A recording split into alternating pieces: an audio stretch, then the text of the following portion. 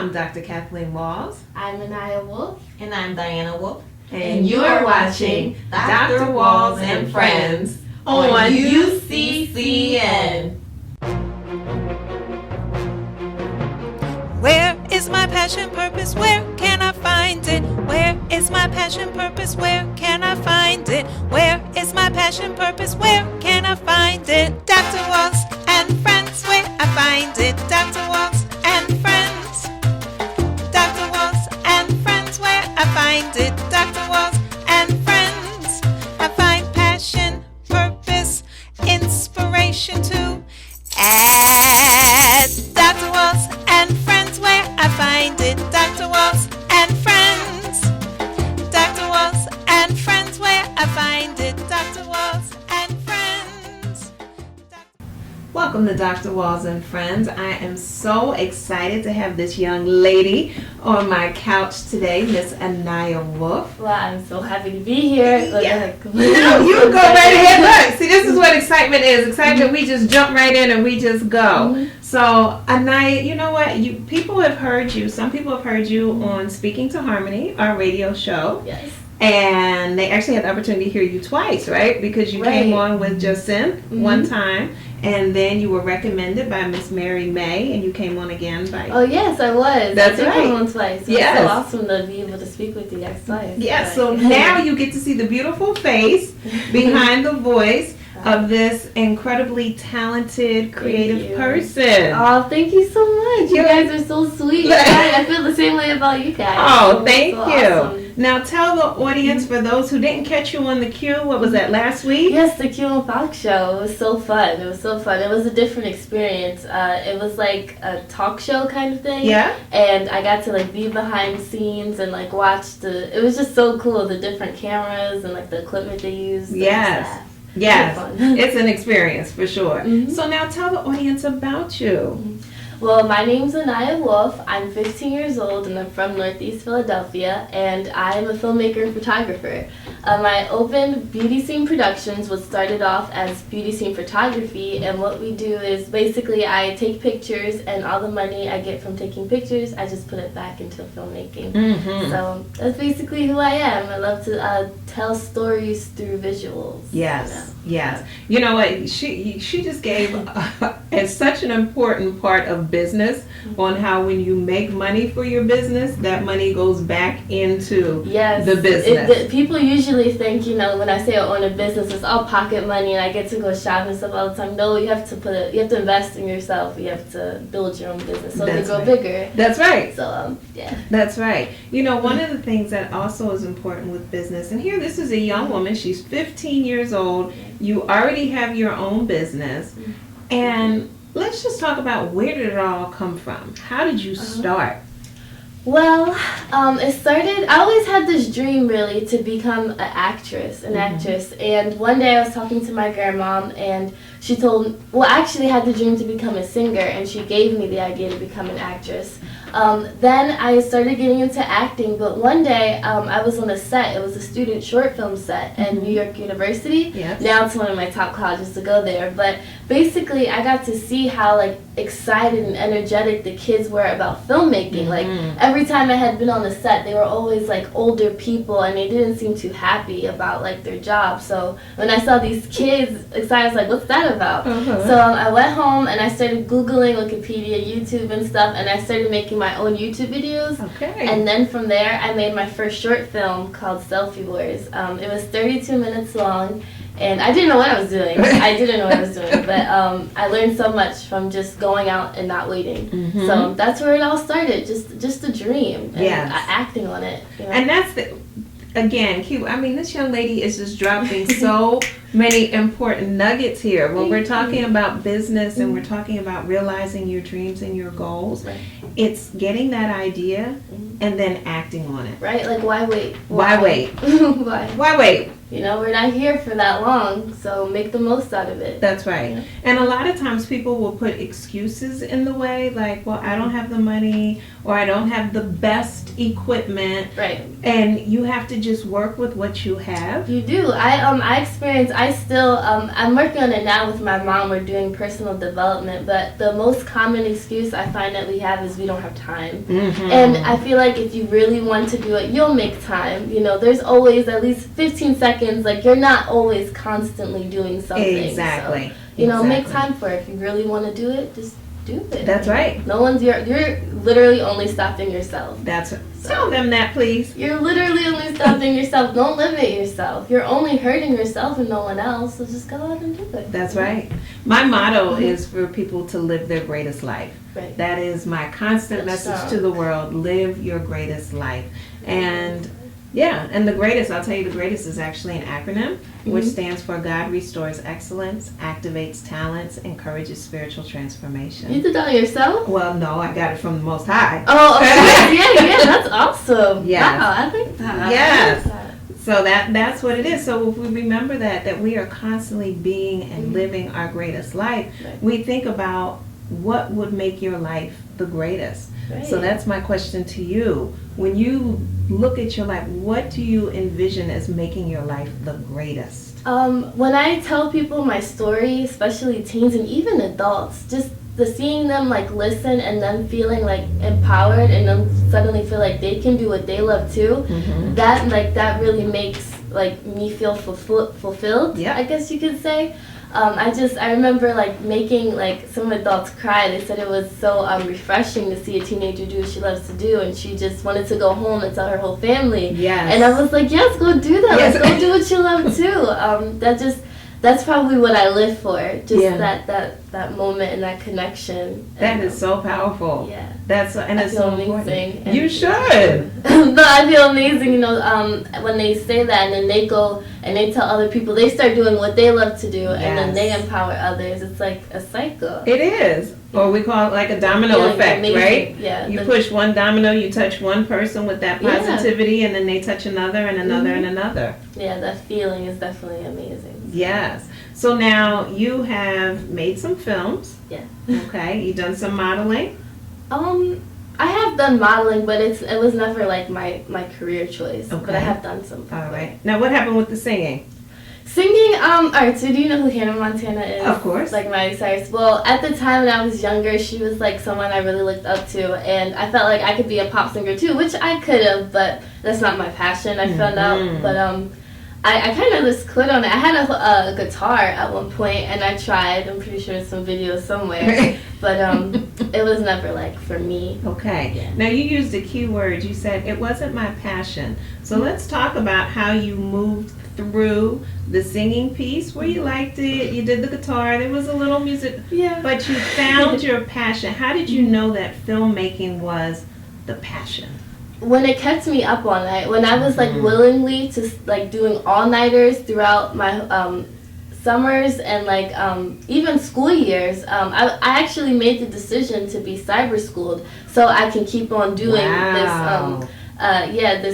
filmmaith And it was a really big decision for me because I went from being like kind of like a socialite in school to like my whole eighth grade year like being alone in my room. But it would be like it was like a win-win situation because I felt like this would pay off, and I love to film. Like I would rather film than be kind of social. So when it's what you live for, when it makes you go ooh and ah and everything, like your camera earlier, like I was admiring your camera, like wow, that's really beautiful. Like when you notice that, like that's how you know it's your passion. You know, and you have to experiment. I mean, and explore. Not everyone my age knows what their passion is yet. I don't think a lot of kids do, and that's okay. We still have time. Just make sure you just conquer all your fears and just go out and do it. Yeah. You know? Now tell me this: how did your parents respond to this? Filmmaking, well, they've always been really supportive. It took me a while to kind of prove that acting was something I loved to do,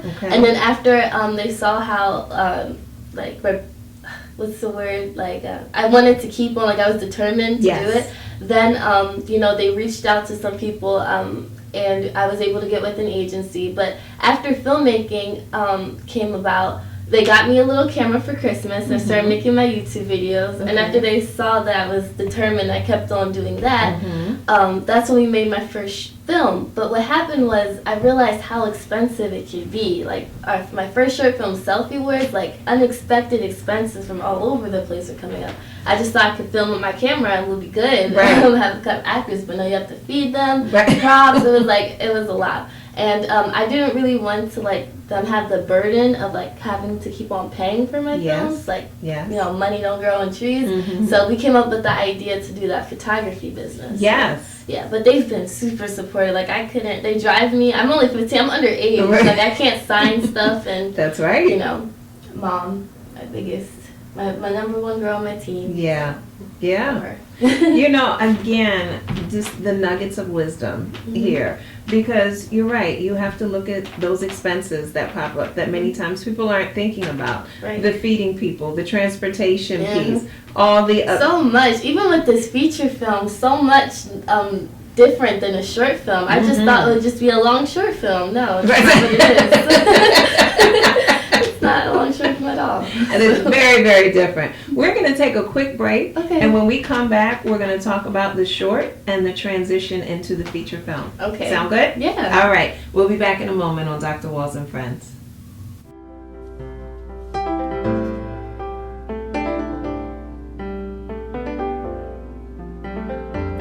Throughout life, many of us feel a nudge or pull to develop a personal relationship with Spirit. In Live by the Spirit-Inspired Thoughts, Volume 1, Dr. Walls shares experiences to help you develop, strengthen, and understand your personal relationship with Spirit. For more information about Live by the Spirit-Inspired Thoughts, Volume 1, go to www.askdrwalls.com. That's www.askdrwalls.com. God bless and live by the Spirit. Welcome back to Dr. Walls and Friends with young filmmaker ANIYA WOLFE. Don't let her youngness fool you, though, because she is very wise in years. Be sure to listen to every word that she says because she is dropping knowledge like raindrops.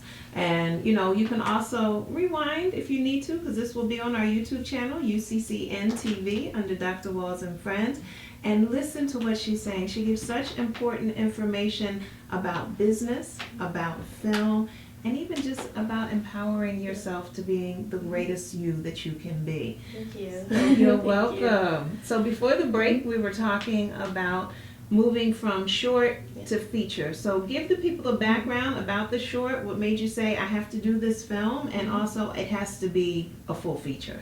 Right. Okay. So I'll start from the beginning. It started from this 17-minute short film I completed called Skin. And it was really different from anything I've ever done before because it touched subjects that I haven't really gone through personally. So I had to reach out to family members and friends and people who were open to sharing their story, so we can get this out there. And I also didn't want to offend anybody because for example, the lead, he was transgender and I'm not transgender, and I know that's a touchy and controversial subject, but I knew my purpose was for the better, so I took a risk, but it came out to be the best risk I've ever taken because from there we've raised $9,000 to extend it into a feature film. Excellent. Yes, but that wasn't just me. It was the Lord, and it was people supporting off of Facebook, people I didn't even know in other states, studios, Luke Allen Productions, Cobble Studios, Twin Entertainment, and Andrea and Delaney Green. They all donated $1,000. Wow. Just for this 14, I was 14 at the time, and they just wanted to support to make this message, known. Yes. So that was amazing. It was overwhelming at some points, but it was I learned so much in those overwhelming moments. I was just overwhelmed with joy for the most part. But after we did that, we got news coverage from Cherry Gregg. She was in CBS News, Fox 29, Quincy. Just all these people started reaching out. It was very nice. And after that, I wanted personally to see that film be longer because Yes. I believe those subjects deserved more time for sure. So after we raised the $9,000, I was writing the script, and the script is probably the hardest part. Okay. Because I'm so visual, and I'm not so much. I mean, story is important, but like visual is my passion. Okay. So it probably took me like a month and a half to write the script straight, like every day, like focusing on writing.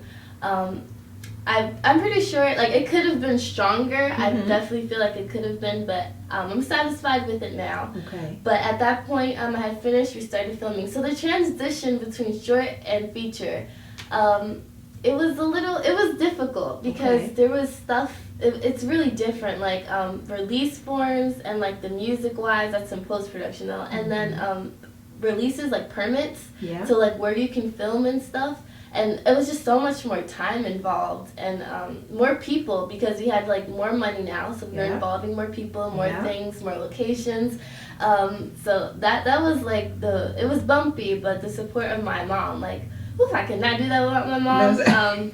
I definitely did have more crew this time, but it would fluctuate because sometimes on sets it would just literally be me and my mom, and in other days we have so many people like wardrobe, hair and makeup, and PAs if we were lucky, like on school sets, like the more involved scenes we would have more people.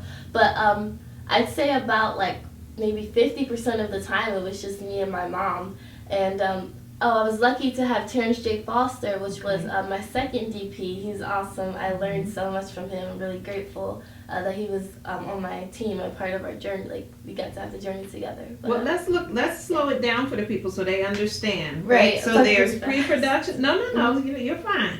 There's pre-production, there's production, and there's post-production. Yeah. So now, what happens in pre-production? Pre-production is when you're planning. It's the planning phase. It's before production. So like you're writing your script. You're making sure you have like a nice crew, budget. You're just planning for the production part, like getting your equipment together, casting. That's basically pre-production. Okay. And how was that process for you? You talked a little bit about the writing part, but how did you go about with casting? I wish, honestly, I was more thorough when I was doing pre-production, but honestly, I just learned for next time. That's right. Casting wasn't as hot, like difficult as I thought. The most difficult part was choosing who, because so many supporters, after we got the news out and people started to like tell people about the film, we got so many people audition, and I felt bad to turn down some people because like you're so good, but I'm sorry, like it was pretty difficult. But we held face-to-face auditions. We posted on Facebook. And it was just people who knew people that looked like the role. Okay. So, a lot of people came out really best. Now, as the person who's writing and then you're doing the casting as well, what was that experience like for you to go, oh my goodness, that's exactly what I had in my head? It's an amazing feeling, for sure. I had 3 other people on the table, or 4 other people on the table, and we all like wrote down notes. It was so cool because before I was an actress before I was filmmaking, so I got to be on the other side. Yes. And I was like, that's cool, it's cool. But so I know like next time if I were to ever audition for something, I'm like, I feel all prepared, like I'm the G, like come to me. Like, but it was definitely cool. And when it just all clicked in place, like the lead, Cole Selby, like when I saw his audition video, I was like, yes. I was like, that's awesome. He was in New York, so I had to pay for his transportation and stuff, but it was totally worth it. Like he's a very talented actor. We're very blessed to have That's him. wonderful. Yeah. So now, and just to give the people a little insight, you mentioned that there's the transgender topic. Oh right. So I don't think we ever talked about the topics. We didn't. So tell us about the topics. And these all came up in pre-production, right? Yes, pre-production. Okay. So, Beyond My Skin features 3 teenagers, and the lead is transgender, and he has 2 best friends, and one is going through substance abuse issues, and she's going on social media and doing stuff she shouldn't supposed to be doing, and I feel like a lot of teenagers can relate to that. Oh yes, they can. Yeah, and social media can sometimes ruin lives. Yes.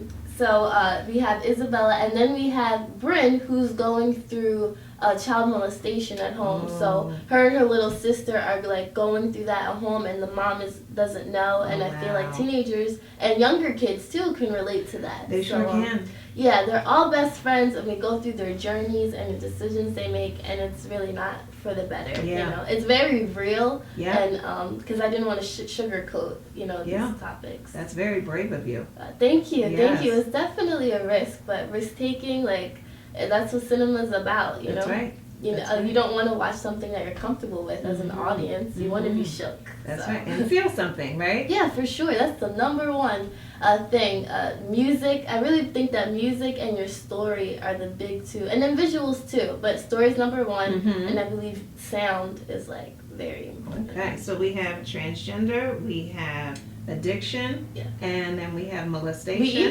We have bullying, and then we have a hint of teen pregnancy. Oh, so it's boy. like I hit a lot. I usually don't talk you about hit the that. topics. Yeah, I wanted to hit them all. Okay. That's why in 17 minutes, like for this short film, I was like, it needs to be more. It needs to be more. Definitely. So I'm glad other people felt the same way. Yes. Now, you talked about music. Where does music come into this? Is this in a pre-production moment where you have songs that come to mind? I think it comes in all three. Okay. So in pre-production, I was writing the script. Usually I use music to kind of help free my mind and write. And it's kind of funny now that after in post-production, I can see how much I've changed because I feel like music is a very powerful tool. That's right. And like I'm not into the same music I was when I was writing in pre-production. But basically, I don't know if other filmmakers can relate, but when I'm writing, like I have this perfect song in mind for the scene, and then in production, I'm like, yeah, I can imagine it, like when I'm filming like this part, cut here to match with the rhythm. But then in post, it's like that's not what the film wants. I realized that with even my very first film, Selfie Wars, but even in the second one, even more. Usually you have to do what the film wants. You can't force it because it's not gonna work if you force it. So as you're talking about what the film wants, it sounds like it takes on a life of its own. Yeah, for sure. It definitely does. You can try all you want, but at the end of the day, it's what the film wants. Okay. Like you can't. It'll feel forced if you try to force anything on it. I have this image of like a baby who doesn't want to eat, and you're trying to force it to take, and it spits it back out. Spits it back out. That's what the audience is gonna do. What? So I do what the film wants. Okay. So that's pre-production, and in that example, you went through all three. Now, what happens in the production part? Production is the most exciting part for me because in the future that's probably where my career is mostly going to be during production because I'm going to be a director. Okay. So you heard her. All right. Yeah. So that's the most action-packed part. You meet a lot of people there. That's when mistakes happen. That's when you don't know what you're doing sometimes. That's when you learn stuff. Yes. That's probably my favorite part, production, because anything can happen. It's very unexpected. Like you have to expect anything, basically. And I live for the thrill. Okay. So that part, I heard you say exciting. So that's that piece that elicits the feelings for you, the most feelings. And it really depends on how pre-production was. If your pre-production was thorough, then your production will be more thorough. Okay. Now for me, I wasn't so. I could have been more thorough, but like I just learned for next time. That's right. You know. I love that message. I told you she drops nuggets all the time. This idea of learning for next time is so important because it's the truth. That's right. You grow. You have to try one thing, right? So like a floor, and then you grow and you go, okay, you get a chance to look back at what you did, and you get to then go to the next level. And you grow in all aspects of your life too. Like character-wise, I've built so much character. That's what I was thinking. Like production probably changed me in a way, because like now I'm in post-production. I'm a totally different person. I feel like than I was in pre-production. Yes. So production's crazy. Like, wow. It's a roller coaster. Okay. Then we get to post-production. What's that about? Post-production is basically editing and probably like getting releases for your music and stuff, distribution and things like that. That's what I'm working on now. It's probably like post-production is fun for me because I love to edit. Like editing, directing, and filming, like I feel like they all go hand in hand. Okay. So because editing, you have like a big control over like what the audience sees on the screen, and that's what the director does. So I probably don't like the distribution part. Like I want people to see my film, but the whole process of like all that, I'm probably gonna hire people when I get more developed to handle that process for me, like the paperwork and calling around. But that's what my mom is here for. We work together. Okay. But I don't so much. But that's basically what it's all about. Okay. And advertising. Yes. So we're going to talk a little bit about some post-production plans that are in the works. Yes. Yes, when we come back, and we'll be back in a moment on Dr. Walls and Friends. Okay.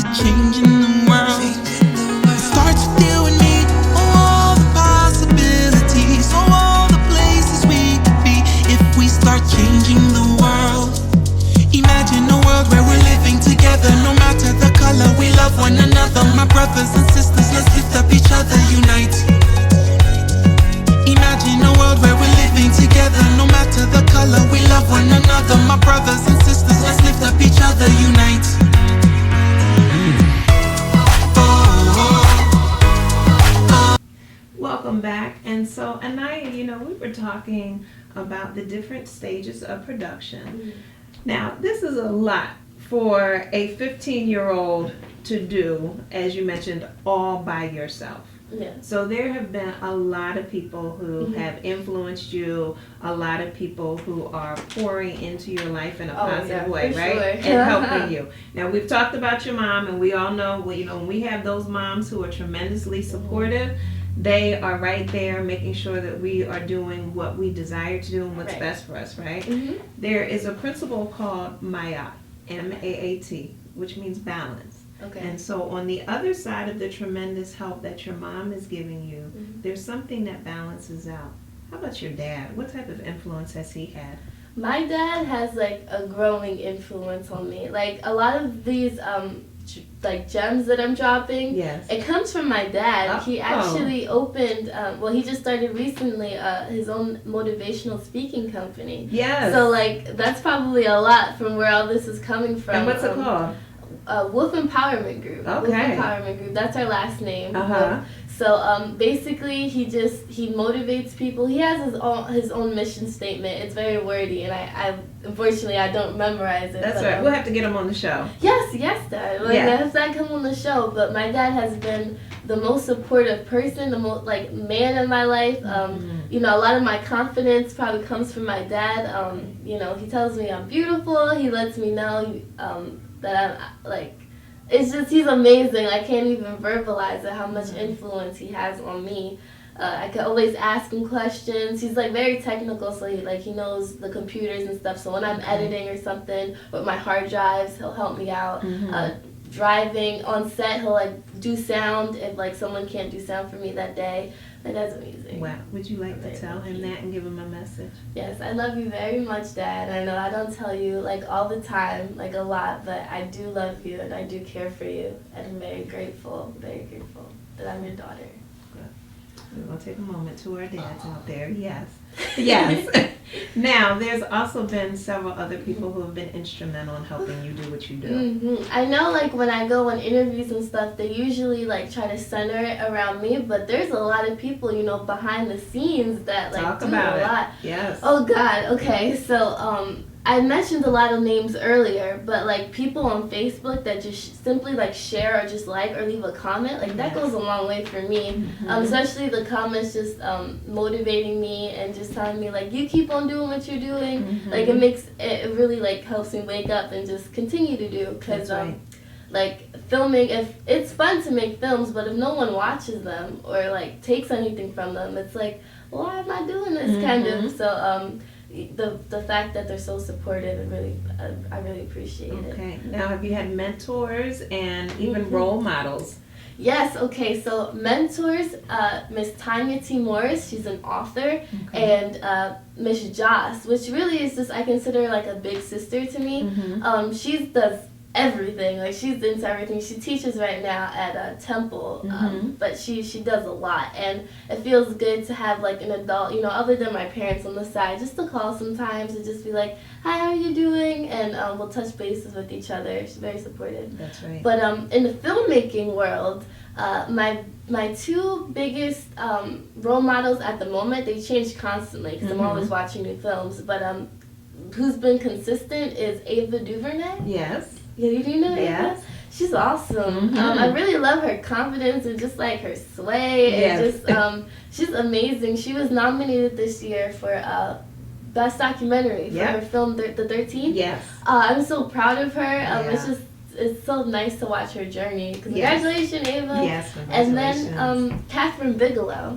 Catherine Bigelow is also female. She's the only female that's won an Oscar for Best Director out of all these like 86 Academy Awards. Okay. She's the only woman that's won. So I tried to see, like, I studied her and like her life and like her movies, and I really appreciate her, like her visual, like her style. Yeah. She's very like, alright, so one thing a lot of people don't know about me is like I want to be a CIA agent. Okay. Like, yeah, I just like the thrill. I don't know, I'm an adrenaline junkie. And she made a film, she made the film Zero Dark 30, which was like about finding Osama bin Laden. Okay. And I really love like the suspense, and like that probably really motivated me to be a CIA agent too. Like, I got a thrill off just watching it. And then The Hurt Locker, which was like a military kind of movie. But I just love her visuals, and like it's very strong. Like she's not like in the beginning, for example, I was trying to figure out which kind of movies I would make. Like would I be a comedic movie maker, sad, serious? But I love that she's like hardcore. Like you wouldn't expect that from a woman, I guess you could say. But I just love that she just went out there and did it. Like, she just tackled it. I was like, yes. So she busted out of any societal gender roles. Yes. Any box. She said, no, I'm not in a box. I'm going to do my thing. Exactly. And I think that's probably why she's one of the women that's like the only woman that's won the best Oscar for Best Directing. Okay. Because she just disregarded any gender roles, and I think that's what females should try to do. That's right. And what is this shirt that you have on today? I'm the director, so I call the shots.